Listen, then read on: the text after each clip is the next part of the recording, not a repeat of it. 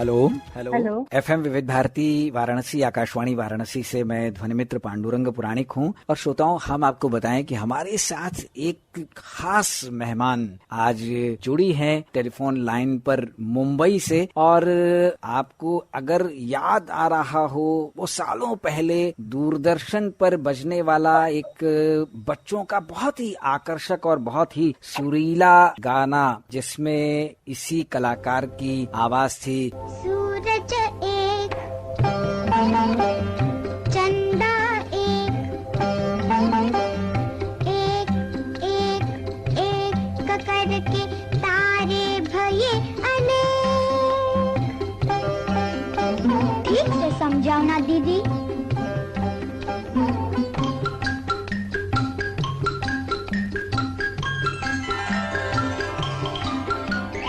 देखो देखो एक गिलहरी,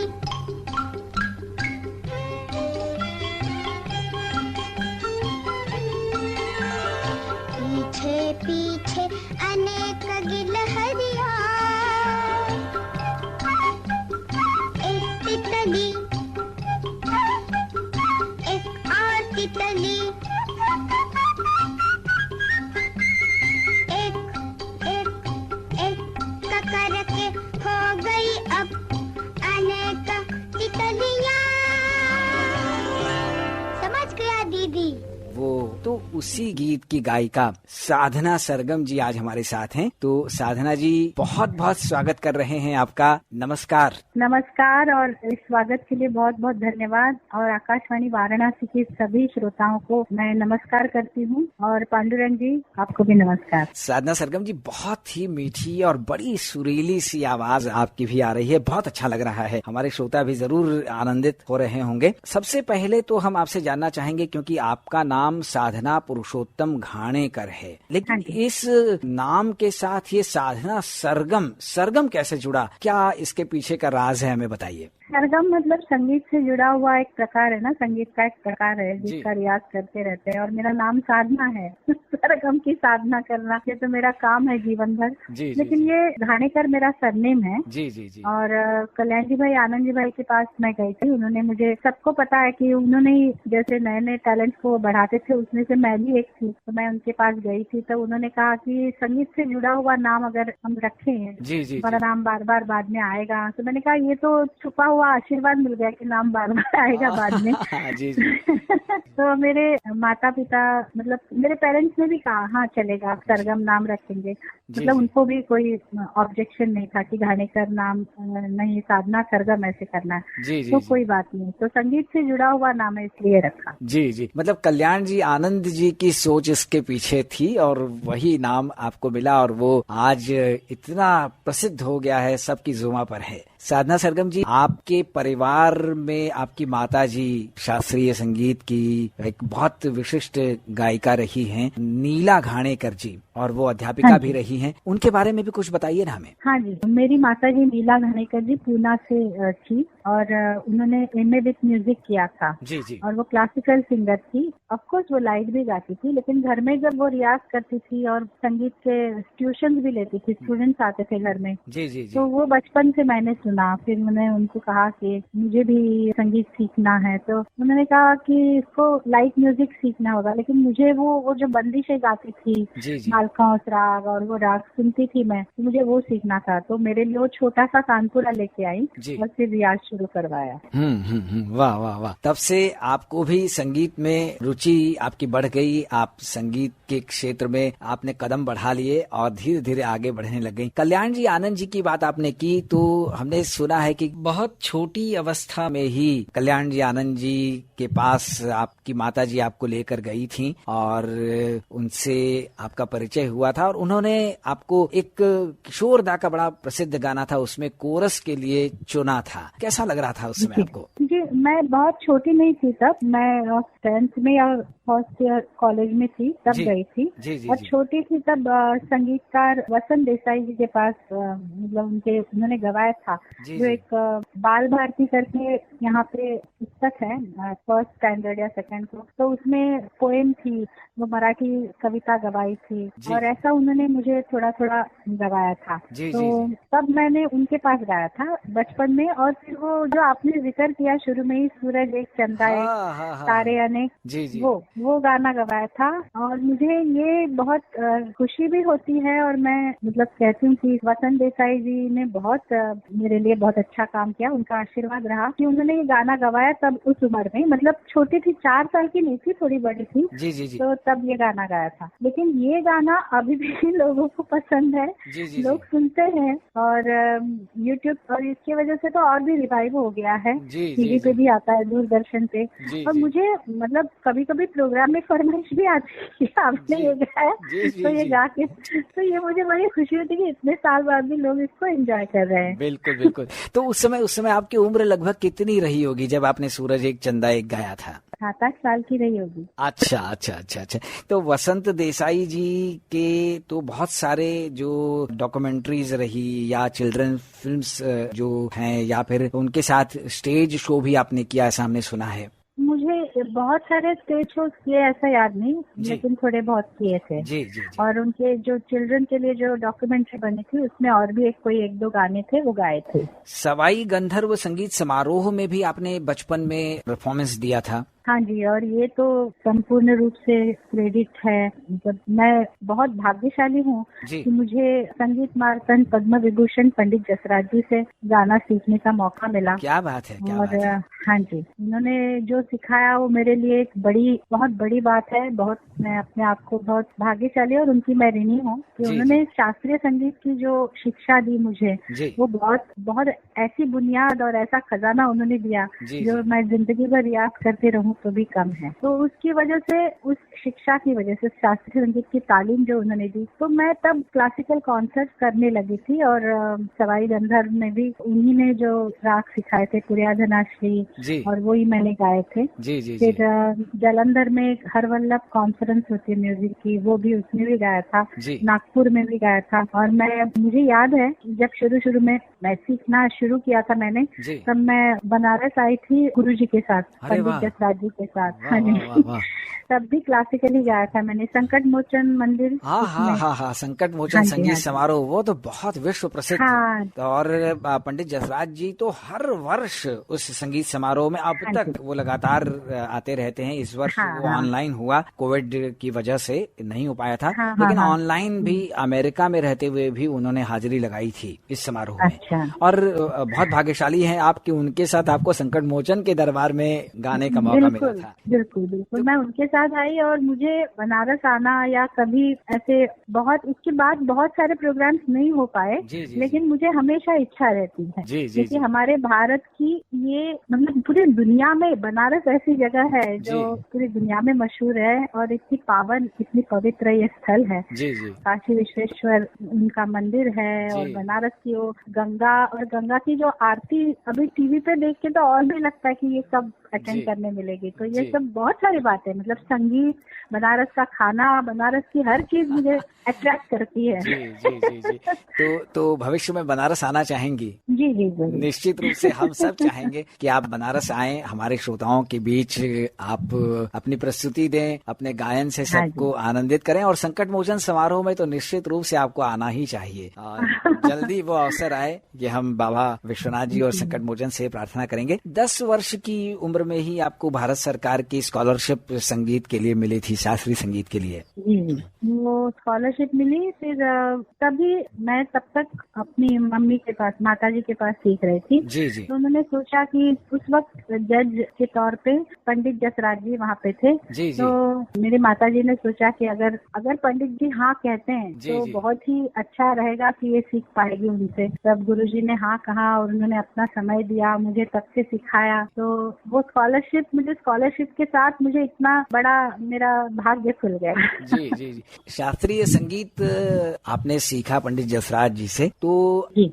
उसका रियाज अभी भी करती होंगी आप? हाँ जी, रियाज तो करती हूँ। कितनी देर रियाज के लिए समय निकाल पाती हैं? अभी तो आपको पता है, सबको पता है, लॉकडाउन में तो रियाज ही रियाज चल रहा है।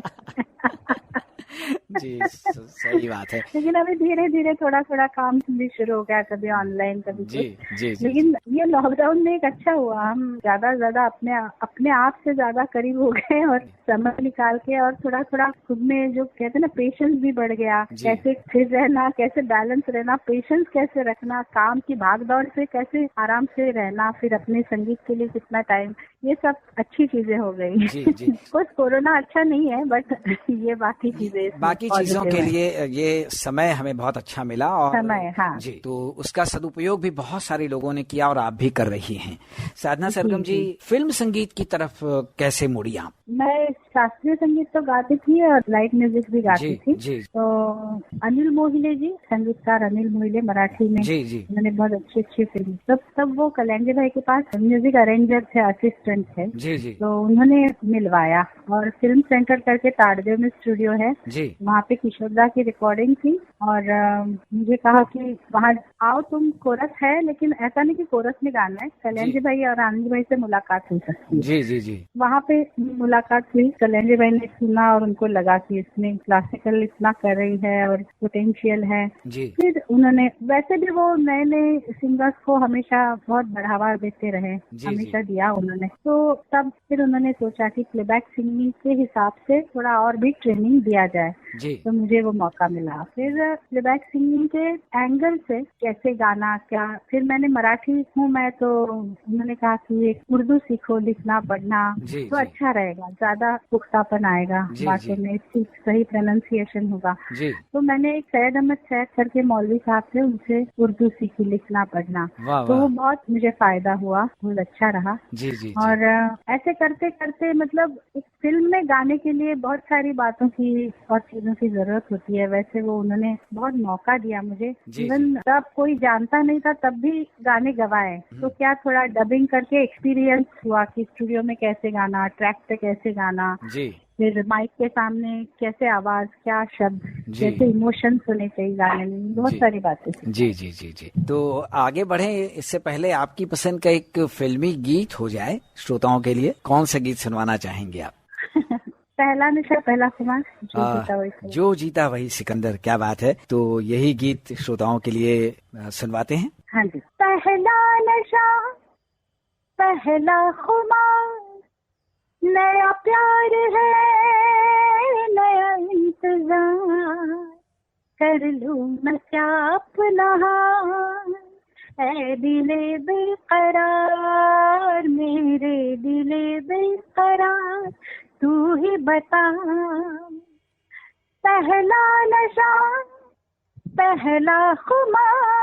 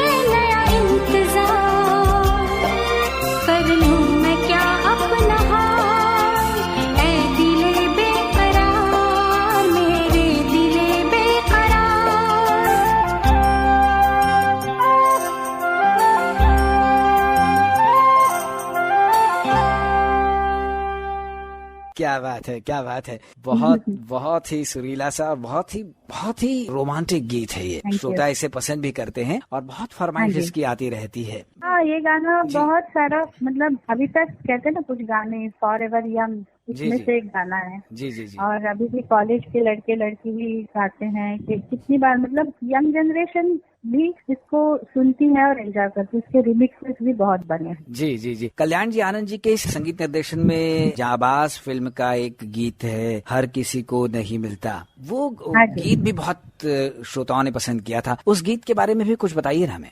हाँ, वो गाना हम लोग जब मैं पहली बार आउट ऑफ इंडिया गई, वो भी Kalyan ji Anand ji in concert with Amitabh Bachchan ji. मतलब अमिताभ बच्चन जी थे शो में, उनका ही शो, और म्यूजिक साइड पूरी कल्याण जी भाई आनंद भाई संभाल रहे थे। उसमें हम नए लोग, मैं, अलका याग्निक, हम नए थे तब सिंगर, सब गए थे और लंदन गए थे और शो भी हुआ। शो के बाद प्रोड्यूसर और एक्टर डायरेक्टर फिरोज खान जी, उनकी ये फिल्म थी जाबाज, वो वहाँ पे थे, तो वो गाना रिकॉर्ड करना चाहते थे, हर किसी को नहीं मिलता यहाँ प्यार जिंदगी। तो वहाँ पे शो के बाद ये गाना भी स्टूडियो में रिकॉर्ड हुआ, मनर उदास जी और मैंने ये गाया, और बहुत अच्छा गाना लिखा भी है कवि इंदिवर जी ने।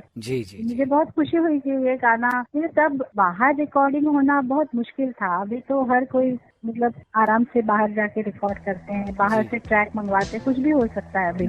लेकिन तब बाहर लंदन में रिकॉर्ड होना, और वो भी श्रीदेवी जी पे पिक्चराइज हुआ, बहुत स्पेशल गाना है ये, मेरे लिए बहुत अच्छा रहा। जी जी।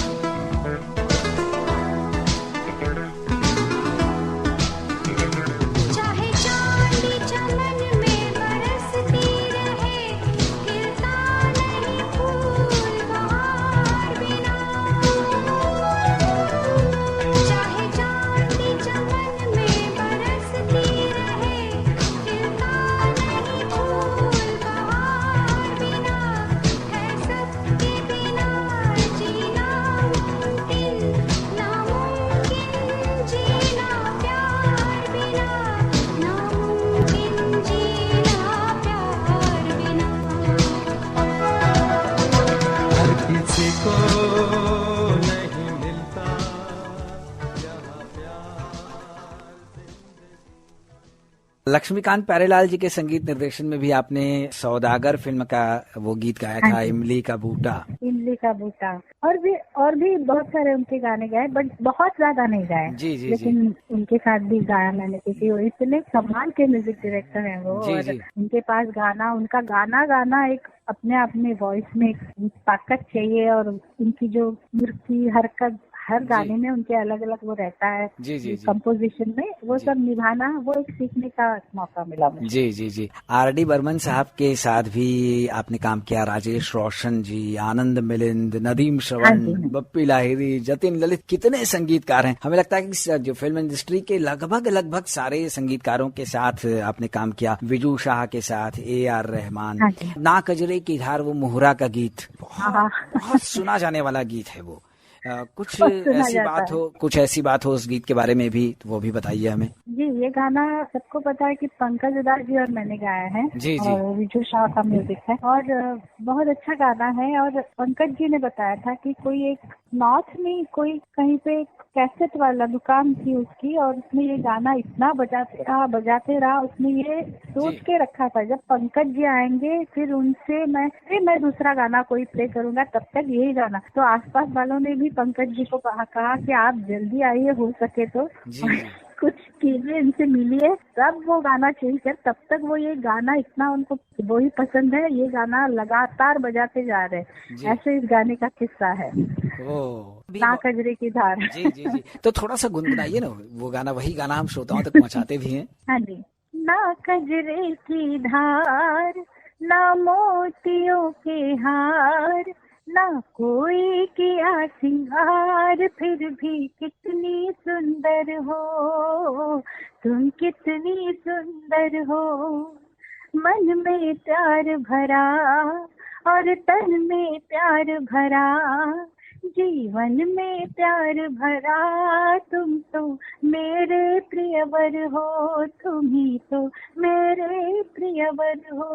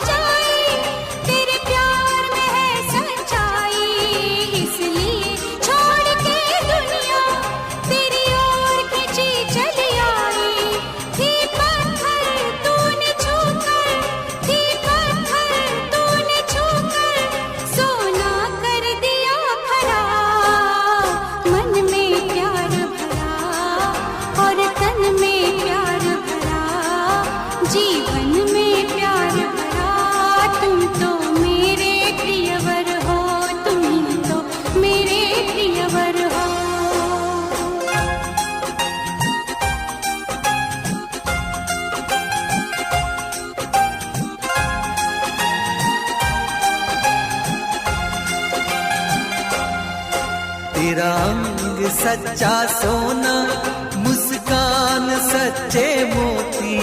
तेरा अंग सच्चा सोना, मुस्कान सच्चे मोती।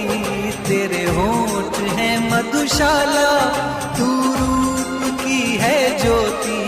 तेरी सूरत जैसे मूरत, तेरी सूरत जैसे मूरत, मैं देखूं बार बार। ना कजरे की धार, ना मोतियों के हार, ना कोई किया सिंगार, फिर भी कितनी सुंदर हो तुम, कितनी सुंदर हो। मन में प्यार भरा और तन में प्यार भरा, जीवन में प्यार भरा। तुम तो मेरे प्रियवर हो, तुम ही तो मेरे प्रियवर हो।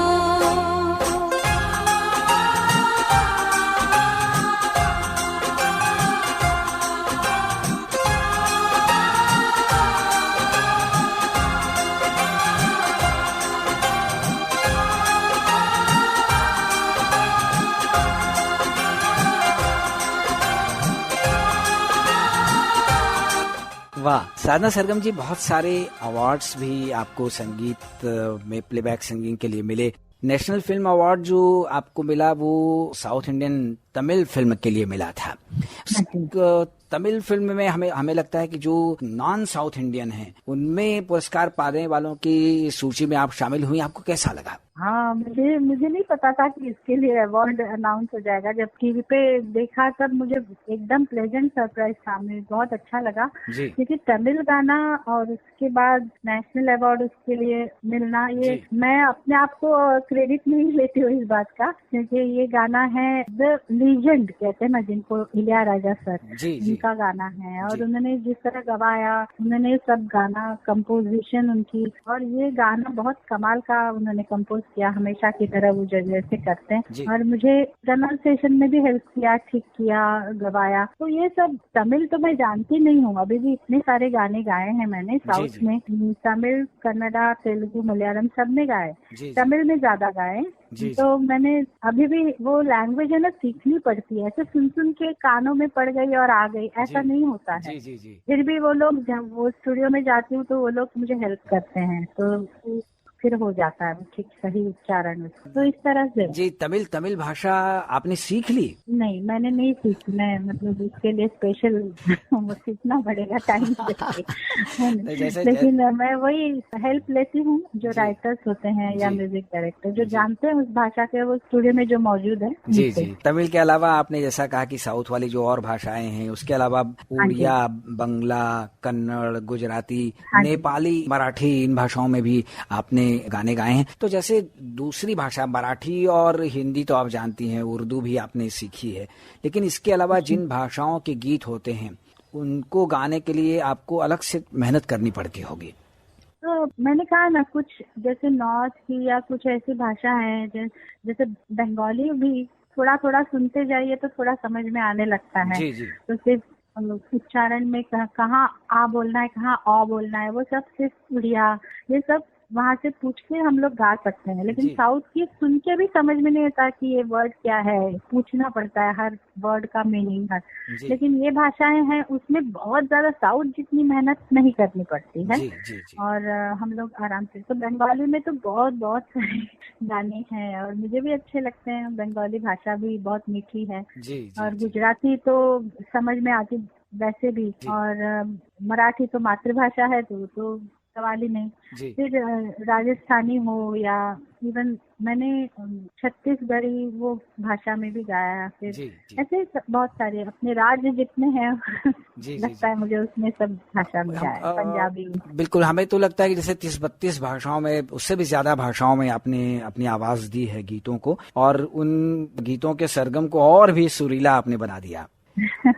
जी, इसके अलावा जैसे फिल्म फेयर अवार्ड्स के लिए भी आपको नॉमिनेशन कई बार मिला है, तो फिल्म फेयर अवार्ड का पहला नॉमिनेशन आपको किस गीत के लिए मिला था, कुछ आपको याद आ रहा है?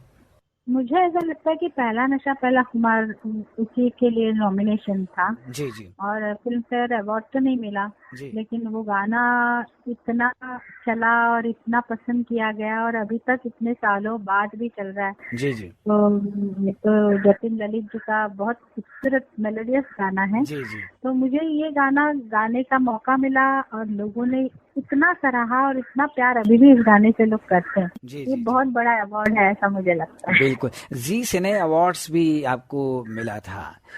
इसके अलावा महाराष्ट्र राज्य चित्रपट पुरस्कार भी आपको कई बार लेने का मौका मिला। ये सब जब पुरस्कार मिलते हैं तो निश्चित रूप से एक आत्मबल मिलता है, उत्साहवर्धन होता है और अच्छा काम करने की प्रेरणा होती है। आपके मन में किस तरह की भावनाएं आती हैं? आपने सही कहा कि उससे मनोबल बढ़ता है, प्रेरणा और मिलती है। और लेकिन जब काम करते हैं ना तब ये ध्यान में नहीं होता कि ये अवार्ड मिलेगा या ऐसा। अभी तक नहीं होता है मेरे ध्यान में ऐसा कि ये गाना ऐसा है ना, अभी शायद इसको अवार्ड मिलेगा, ये तक नहीं आता विचार मन में। तब सिर्फ इतना विचार रहता है कि ये गाना है ना, इसको कैसे एकदम अच्छा गाया जाए, क्या किया जाए इसके लिए और क्या मेहनत हो सकती है, या ठीक है कि नहीं, म्यूजिक डायरेक्टर ने जो सोचा है वैसा मैंने गाया कि नहीं, ऐसे सब ख्यालात रहते हैं। तो उसके हिसाब से रिजल्ट तो बाद में आता है, जैसे कहते हैं ना, वो बाद में फल मिलता है। तो फल मिला तो मिला, नहीं तो नहीं, लेकिन जो मेहनत की है वो कहीं ना कहीं तो रंग लाती है। और ये जब जैसे आप मुझे पूछ रहे कि ये गाना वो गाना, तो ये सब गाने अगर लोकप्रिय हुए हैं तो वो बहुत बड़ी बात है। और ये भगवान की कृपा और लोगों का प्यार है जो ऐसे ही मिलता रहे, तो ये आत्मबल मनोबल जो भी कहेंगे वो बढ़ता रहेगा। जी जी। एक वो जान तेरे नाम फिल्म का गाना है, कल कॉलेज बंद हो जाएगा, वो भी गाना बहुत पसंद किया जाता है और खासकर जो युवा हैं, कॉलेज जाने वाले जो लोग हैं, वो बहुत ज्यादा इस गीत की डिमांड करते हैं फरमाइशी कार्यक्रमों में। आपको कैसा लगता है ये गीत? बिल्कुल, ये ऐसी ये जज्बात है ना, कल कॉलेज बंद हो जाएगा, तुम अपने घर को जाओगे फिर कैसे मिलेंगे, कॉलेज के बहाने तो मिलते थे, अब क्या करेंगे, ऐसा मतलब। तो ये जो फीलिंग है ये बिल्कुल युवा लोगों की है, तो लोगों को पसंद आता है। जी जी। एक महीने की ही बात होगी, फिर तो हर दिन मुलाकात होगी।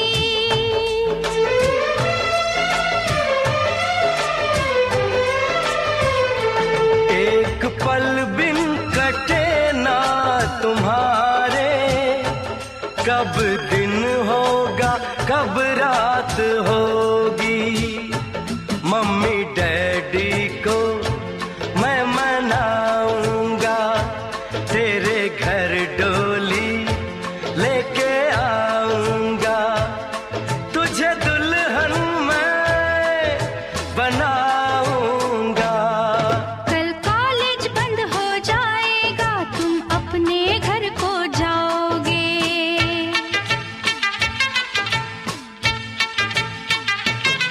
कल कॉलेज बंद हो जाएगा, तुम अपने घर को जाओगे। फिर एक लड़का एक लड़की से जुदा हो जाएगा, वो मिल नहीं पाएगा। तुम मुझसे जुदा हो जाओगी, बोलो कैसे रह पाऊंगा।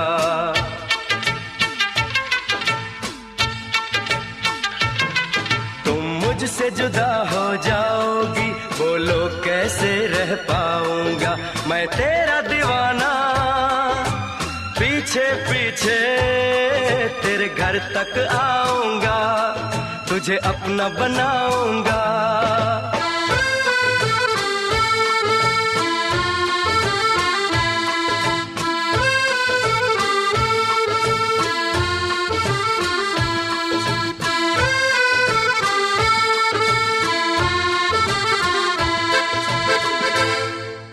विश्वात्मा फिल्म का वो जो गीत है, सात समंदर पार में तेरे पीछे पीछे आ गई, ये गाना भी विश्वात्मा का बहुत बहुत सुपर हिट हुआ था। और इसी गीत के जरिए आपकी प्रतिभा को, आपकी क्षमता को पहचाना। आपको कैसा लगा जब ये गीत सुपर हिट हुआ और लोग बहुत इसको चाहने लगे? ये गाना विजय शाह का है और दिव्या भारती पे पिक्चराइज हुआ था। और गाना गाया, उसके बाद जैसे धीरे धीरे जैसे पता चला ये गाना बहुत हिट है, तो बहुत ही खुशी हुई। और अभी ज्यादा खुशी है क्योंकि अभी तक हिट है गाना। ऐसा नहीं कि ये गाना आया, डांस किया लोगों ने, 4 महीने 6 महीने साल भर बजा, बाद में गायब हुआ, ऐसा नहीं हुआ। ये गाना अभी भी है, अभी भी डीजे में बजता है, अभी भी यंगस्टर्स इस पे डांस करते हैं, अभी भी लोग थिरकते हैं। जी जी जी। तो इसलिए मतलब ये गाना है ही स्पेशल मेरे लिए भी।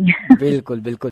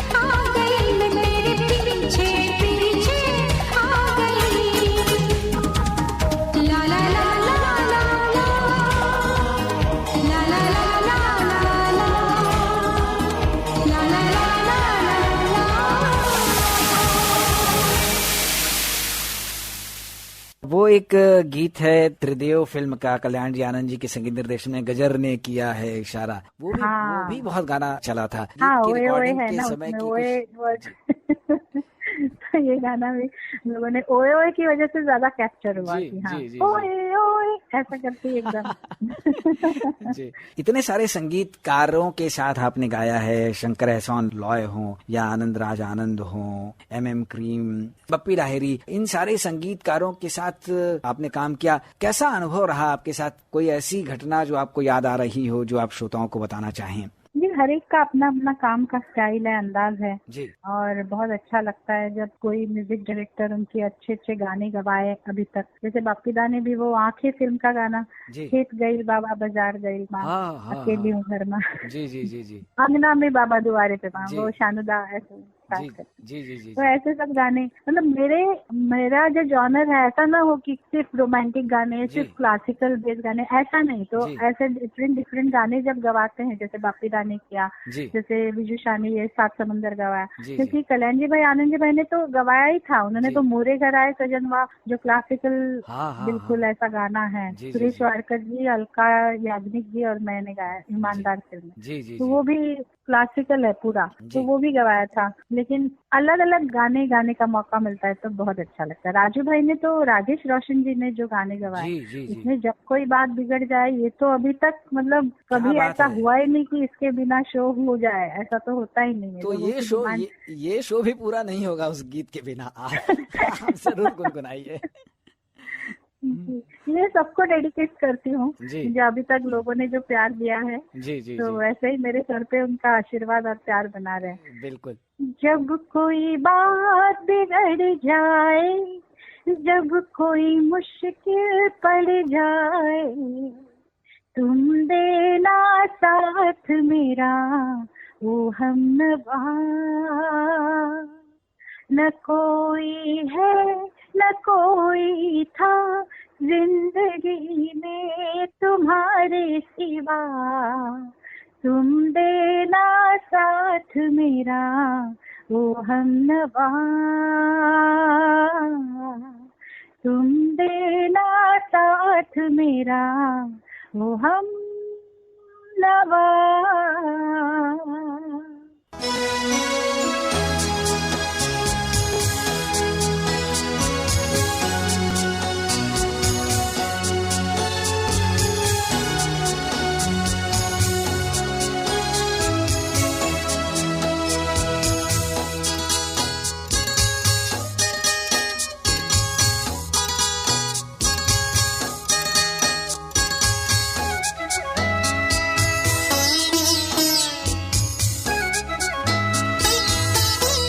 वफादारी की वो रस्में निभाएंगे हम तुम कसमें, एक भी सांस जिंदगी की जब तक हो अपने बस में।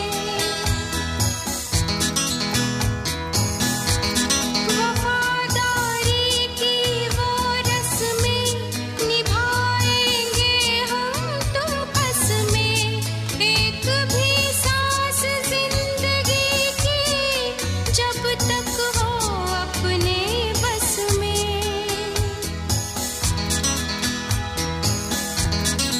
जब कोई बात बिगड़ जाए, जब कोई मुश्किल पड़ जाए, तुम देना साथ मेरा, ओ हमनवा।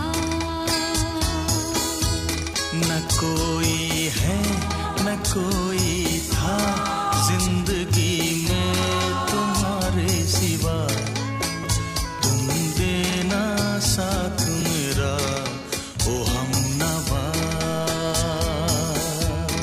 वाह, क्या बात है, क्या बात है। साधना सरगम जी, वो शंकर एहसान लॉय के संगीत निर्देशन में लक्ष्य फिल्म में भी आपने गीत गाए थे। इसके अलावा वाटर फिल्म जो थी, उसको भी फिल्म क्रिटिक्स ने बहुत ही अच्छी उसकी प्रतिक्रिया दी थी, बहुत तारीफ हुई थी आपकी उसमें। हाँ हाँ तो ऐसी फिल्मों का कुछ अनुभव आपके पास हो जरूर तो बताइए हमें।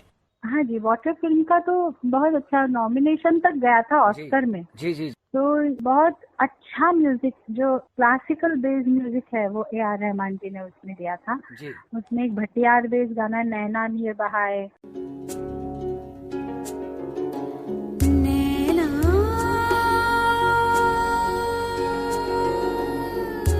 नैना नीर बहाए, नैना नैना नीर बहाए, मुझ बिरहन का दिल साजन संग,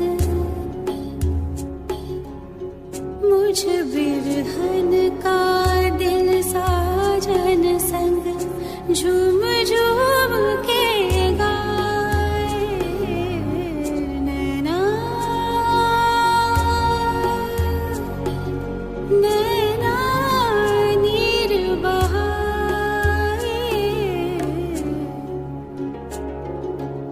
नैना नैना नीर बहाए, मुझ बिरहन का दिल साजन संग, मुझ बिरहन का दिल साजन संग, झूम झूम के गाए, नैना नैना नीर बहाए।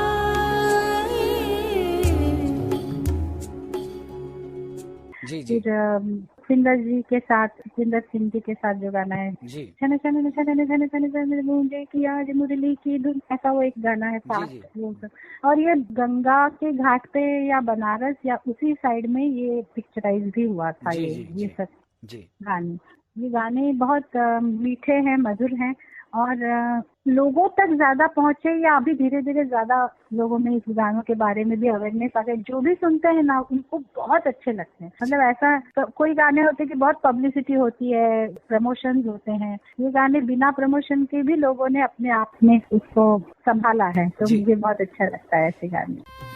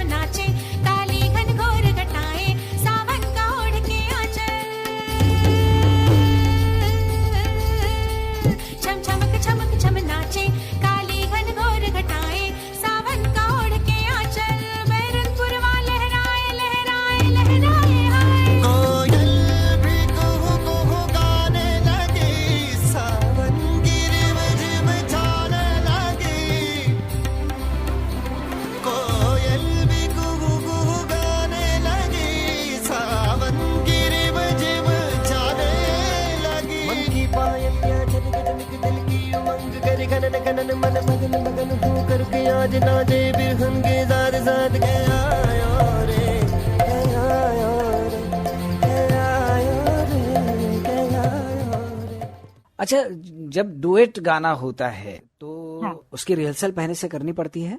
नहीं, अभी तो सब स्टूडियो में अलग अलग गाना हो गाते हैं जाता है। अपना जी अपना। जी जी हाँ। जी। अच्छा, जब शुरुआत आपने की थी, अब तो टेक्निक सारी बहुत बदल गई, बहुत एडवांस हो गई, लेकिन उस समय भी आपने गाए हैं जब इस तरह की टेक्निक नहीं थी, सारे लोगों को हाँ, हाँ। साथ आना होता था, तो उस समय हाँ। क्या, उस समय जब गीतों की रिकॉर्डिंग होती थी तो उसकी पहले से रिहर्सल विहर्सल होती थी? हाँ, उस वक्त जैसे मैंने राजेश रोशन जी का जो खून भरी मांग फिल्म का गाना गाया था, जी आशा जी और मेरा गाना था, तो जी। वो गाना मैंने वो हमेशा रिहर्सल करवाते ही थे पहले से ही गाना, जी जी फिर जाके स्टूडियो में गाते। तो आशा जी के साथ था तो गाने और भी मुझे रिहर्सल मैंने की थी, जी, जी। क्योंकि लेकिन वो बहुत, जैसे कहते हैं ना, बड़े लोग बहुत अच्छे जी। मिजाज के होते हैं और बहुत संभाल लिया उन्होंने, ऐसा वो प्रेशर नहीं आने दिया कि इतनी बड़ी गायिका और मैं साथ में खड़ी होके गा रही, सब जी। ऐसे साथ में गाने का मौका मिला।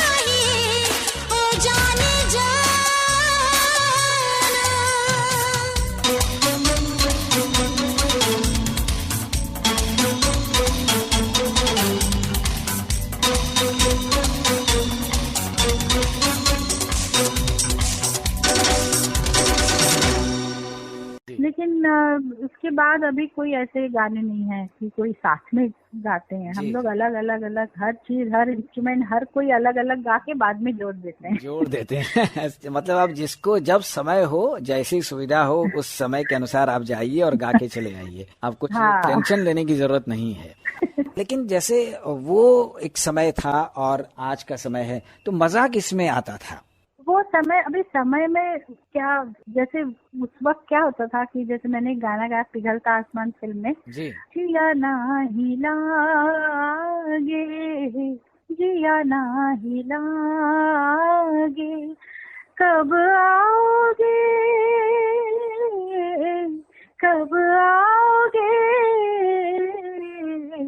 जिया नाही ला। ये कल्याण जी भाई, आनंद जी भाई का गाना है। और ईला अरुण जी ने लिखा है और रति अग्निहोत्री जी पे पिक्चराइज हुआ था। तो ये गाना लाइव रिकॉर्ड किया, तब वायलिन और गिटार और रिदम सेक्शन और ये पूरा सब भरा हुआ ऑर्केस्ट्रा। जी। और फेमस स्टार्ट दे और रिकॉर्डिंग स्टूडियो में रिकॉर्डिंग, तो पूरा रिहर्सल करके म्यूजिक रूम पे इतना, क्योंकि उसमें आलाप है, ये है, इंट्रो म्यूजिक है, फिर मेरा आलाप, फिर म्यूजिक, फिर मुखड़ा, फिर इतना होल्डिंग नोट्स हैं सब। तो ये पहले और भी टेंशन होती थी मेरी वजह से, ये रीटेक ना हो जाए। तो फिर भी टेक बहुत जल्दी हो गए और बहुत अच्छा हो गया। तो ये लाइव गाने की ये एंजाइटी भी रहती है और तैयारी भी रहती है कि हाँ ये ऐसे करना है, ऐसे गाना है, और मुश्किल होता है। लेकिन अभी क्या है कि हाँ, अगर गलत हो गया तो ठीक है, फिर कट करके फिर से उसको कर सकते हैं, डब कर सकते हैं, पंच कर सकते हैं, इवन पिच करेक्शन भी आ गया है, तो वो भी होता है। टेक्निकली बहुत एडवांस हो गया है, तो उसका फायदा भी है। लेकिन ऐसा कहेंगे कि लाइव रिकॉर्ड करना है तो उसके लिए अलग से बहुत तैयारी करनी पड़ेगी। जी।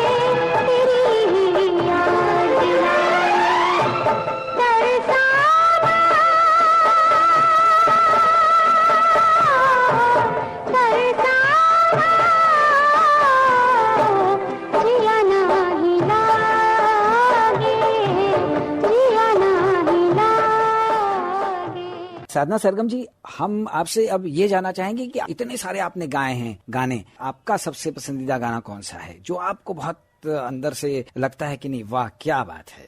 ऐसे एक गाना नहीं है मेरे गाए हुए ऐसा कह नहीं रही हूँ, लेकिन कुछ गाने ऐसे हैं जो बहुत मीठे हैं, मुझे हमेशा मेलोडी पसंद आती है।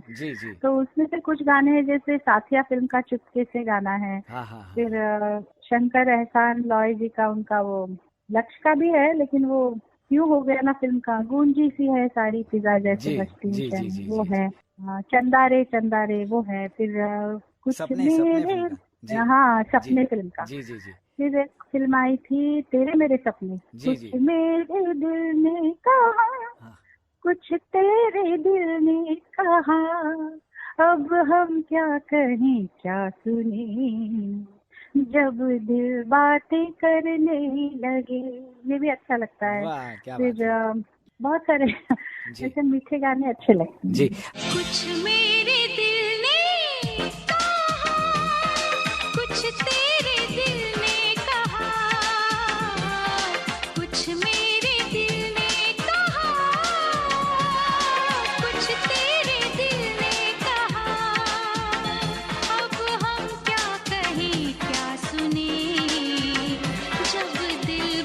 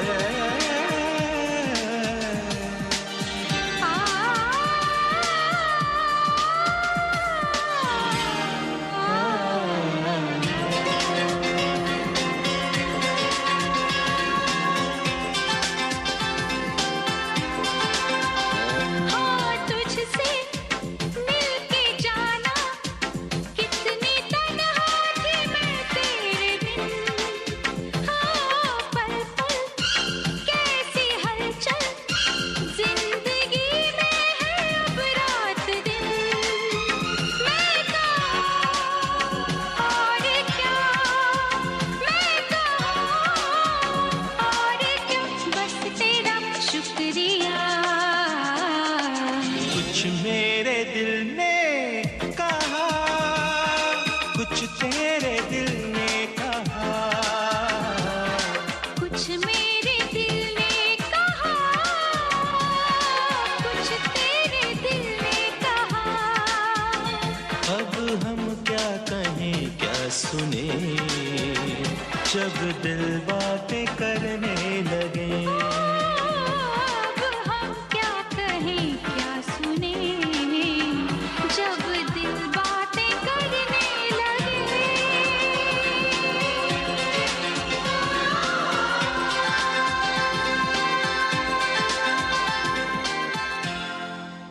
अच्छा, जब फिल्म संगीत की ओर आपका रुझान हुआ और अब आपको लगा कि मुझे प्लेबैक सिंगिंग करनी है, तो कोई ऐसा एक आदर्श गायक या गायिका रही होगी जिसको आप चाहती होंगी और जिससे आप प्रभावित होंगी, जिसकी तरह आप चाहती होंगी कि हम गाएं बने, कोई ऐसा है नाम? जी ऑफ कोर्स। जब फिल्म संगीत की बात आती है तो जो फीमेल सिंगर्स में जो 2 लीजेंड्स हैं, जी। जो 2 हम जिनको कहते हैं कि साक्षात सरस्वती माता जिनके गले में जी। हैं, वो आदरणीय लता जी और आदरणीय आशा जी। इनका तो आदर्श रहा ही है। जी जी। उन्होंने जो काम किया है, उन्होंने जो रास्ता दिखाया और उन्होंने जिस तरह की बताया कि गाना क्या हो सकता है और कितना परफेक्ट हो सकता है, किस ऊंचाई तक एक फिल्म प्लेबैक सिंगिंग जा सकती है, तो ये बहुत बड़ा आदर्श है, प्रेरणा है उनके द्वारा दी गई। और मेल सिंगर्स भी, मतलब ऐसा नहीं कि जैसे किशोर दा भी है, ऐसा कहते हैं कि उन्होंने क्लासिकल ये वो कम किया या नहीं किया, लेकिन उनके जैसा कोई सिंगर या एक्टर होना, इतना वर्सेटाइल एक कलाकार, फिर रफी साहब के नाम लूं या मन्ना दा उनका नाम लूं, मतलब कैसे हैं ये लोग, ये सब सुनने को मिलते हैं। जैसे मैंने किशोर दा के साथ भी रिकॉर्डिंग करने का मौका मिला, तो ये मेरे लिए बहुत बड़ी बात है। तो ऐसे सब अवसर मिला और ये सब आदर्श हैं, ये सब प्रेरणाएं हैं हमारी। और मैंने देखा है कि ये बड़े लोग हैं ना, बहुत संगीत में डेडिकेशन इनका इतना रहता है, इतना रियाज, इतना उसमें लगे रहते हैं, उसमें वो ज्यादा वो कमर्शियल एंगल नहीं कभी किसी का मैंने, तो वही सब सीखने को मिला हमको। जी जी। लगान फिल्म का वो गीत AR रहमान साहब के संगीत निर्देशन में, ओ पालन हारे, क्या बात है। वो प्रार्थना, मन एकदम भक्तिभाव से भर जाता है। वो गाना जरूर आप गुनगुनाइए हमारे श्रोताओं के लिए। जी।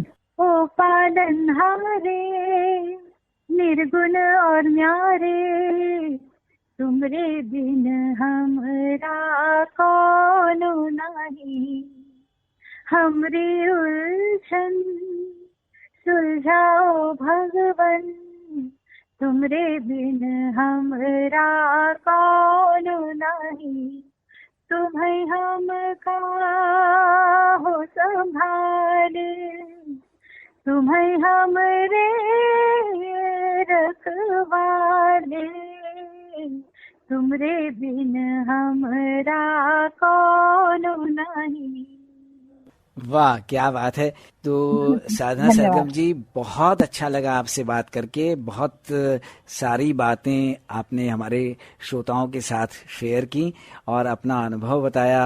आप इतने सालों से इस विधा में हैं, संगीत की स्वर लहरियां आपके माध्यम से श्रोताओं को तृप्त कर रही हैं। ऐसे ही नए नए गीत, अच्छे अच्छे गीत आपके श्रोताओं तक पहुंचते रहें। आप स्वस्थ रहें, प्रसन्न रहें, यही हम यहाँ काशी में हैं तो बाबा विश्वनाथ से प्रार्थना कर रहे हैं। और जो ये कोविड जैसा संकट आया है, कोरोना काल आया है, इसमें सारे श्रोता, आप सब सारे कलाकार स्वस्थ रहें, प्रसन्न रहें। चलते चलते हमारे श्रोताओं से क्या कहना चाहेंगी आप इस कोरोना काल में? कोरोना काल है तो मैं सब श्रोताओं के लिए, सभी के लिए स्वास्थ्य की प्रार्थना करती हूँ बाबा विश्वनाथ से और भगवान से। ये संकट जो है जल्दी टल जाए और जल्दी से जल्दी इससे मुक्ति मिले और सब अपना अपना, लेकिन तब तक सब अपना ख्याल जैसे रखते आए हैं वैसे ही रखें और सोशल डिस्टेंसिंग और जितने भी रूल्स हैं वो सब फॉलो करते ही होंगे, मैं यही उम्मीद पे कह रही हूँ। लेकिन ऐसे ही करते रहें और जल्दी से जल्दी इससे मुक्ति मिले और स्वास्थ्य सबका बना रहे, यही मेरी कोरोना काल के लिए यही मेरी दुआ है जी। तो हमारे साथ श्रोताओं मुंबई से जुड़ी थी फिल्मी दुनिया की प्लेबैक सिंगर साधना सरगम जी। आकाशवाणी वाराणसी और विविध भारती FM वाराणसी की ओर से हम आपको ढेर सारा धन्यवाद दे देते हैं। अब ध्वनि मित्र पांडुरंग पुराणिक को दीजिए अनुमति। नमस्कार। नमस्कार और बहुत बहुत धन्यवाद।